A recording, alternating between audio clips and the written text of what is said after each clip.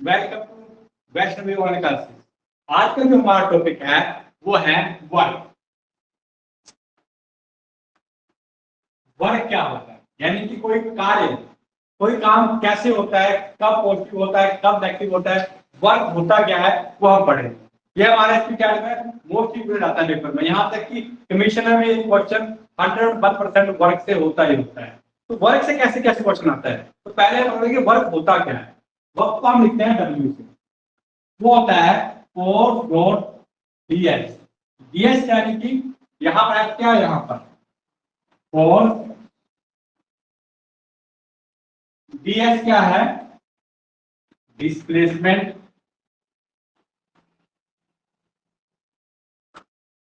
W क्या है, work done. अब पेपर में क्वेश्चन क्या आता है कि वर्क जो होता है वो फोर्स और डिस्प्लेसमेंट का डॉट प्रोडक्ट होता है। डॉट प्रोडक्ट को हम अगर प्रॉपर भाषा में लिखें तो वो हमेशा उसके बीच में एंगल होता है, वो फोर्स ऑफ थीटा। क्लियर होगी बात। अब हमें पेपर में क्वेश्चन क्या आता है, हमें एग्जाम में क्वेश्चन आता है कि वर्क कब पॉजिटिव होता है, कब नेगेटिव होता है और कब जीरो होता है। तो हम इसको धीरे धीरे पढ़ेंगे। क्लियर है। सबसे पहले हम पढ़ेंगे पॉजिटिव वर्क कब होता है या जीरो वर्क कब होता है।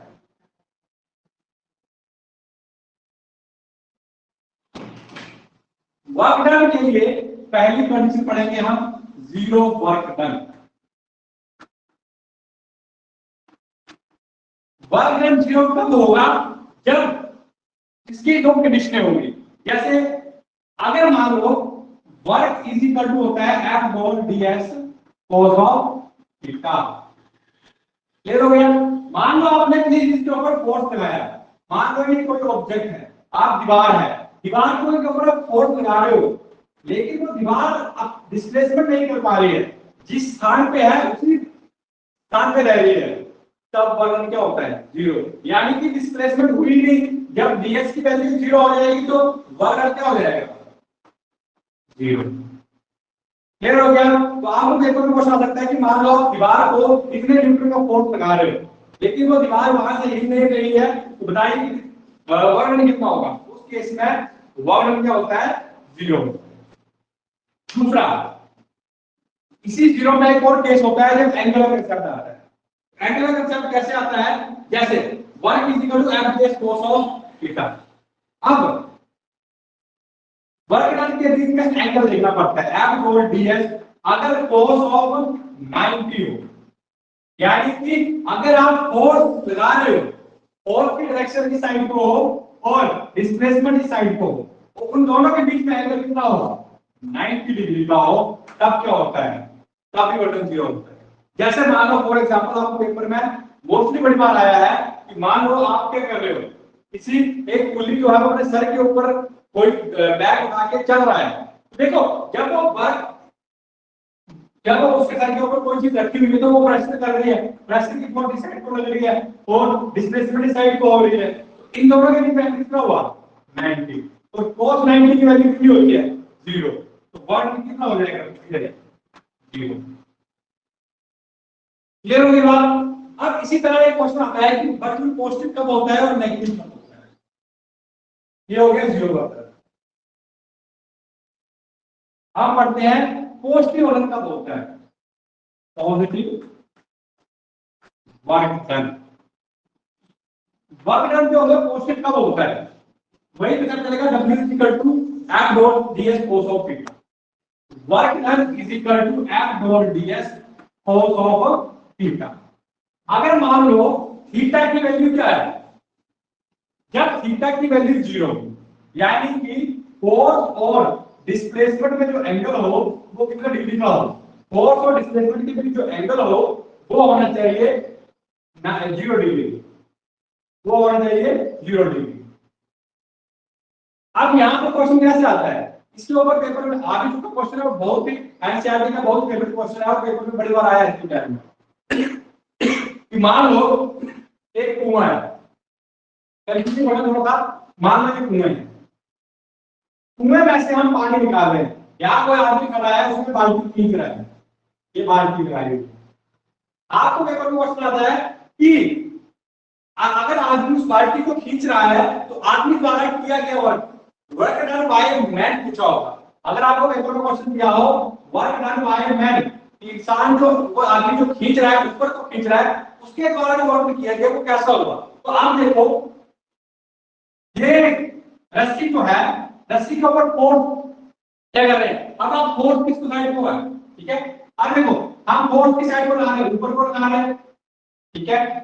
फोर्स की साइड को लगा रहे हैं, पानी को ऊपर खींचे रस्सी को ना, तो ऊपर को खींच रहे हैं, वैसे ही डिस्प्लेसमेंट भी कुछ साइड को हो रहा है, उसी साइड को हो रहा है। तो इन दोनों के बीच में एंगल कितना हो रहा है, इन दोनों के बीच में एंगल हाइपोटेन्यूज यानी 0 डिग्री हो।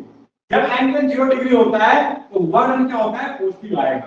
तो work done F dot ds cos of 0 degree, और 0 कितना होता है 1, तो F W कितना होगा F डॉट ds।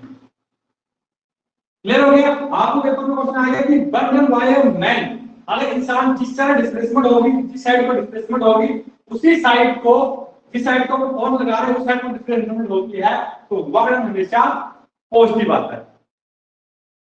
दूसरा, अगर आपको पेपर में क्वेश्चन आया है कि नेगेटिव वर्क डन, इसी कंडीशन में आपको नेगेटिव वर्क डन भी आता है कई बार। Negative work done,